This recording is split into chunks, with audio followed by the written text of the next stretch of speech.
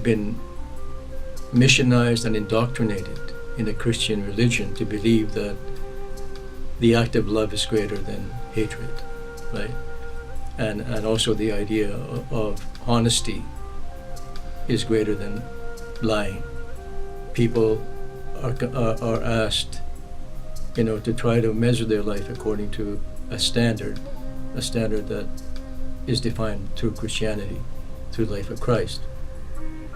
So I'm dealing with Christians here who are in Parliament, and there's a dissonance here about their behavior in relation to my people. And I have a difficult time understanding why a Christian person cannot be honorable in their dealings with the Aboriginal people. One of the tenets of the treaties is peace between people. That we agree to do that, to share the land and the resources, and that we would live in peace with the new settlers, that we would not engage in any act of violence against them. I never disavow Christ. I disavow the church. That's different. My understanding is that he would have fought for the poor people, right? He would have fought against oppression and discrimination. He not only would have carried, the language of love and kindness to the congregation, let's say, but he would have acted upon it. Christ was not a fake, in my understanding of his life.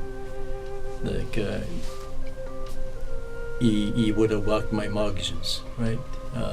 He would have fit my moccasins too. And I think that's what needs to be shared with not just the Mennonite Church, but the United Church, the Catholic Church. To go there with the understanding you want to learn something, but to contribute to the betterment of a person's life or a group of people's life. Right? If the original understanding of the treaties was to be implemented, Canada would become one of the best countries in the world. I maintain hope for a better future by upholding my understanding of the treaties that my ancestors signed. But Christianity itself, like the belief system of Christians, if it was to impact the political world in Canada, I think would make a contribution also in terms of social justice, economic justice for everybody. Okay? It's not enough to have a social conscience. You also have to behave in a way that you give attention to your social conscience so that others benefit from it, right? So it's the action that needs to flow from that.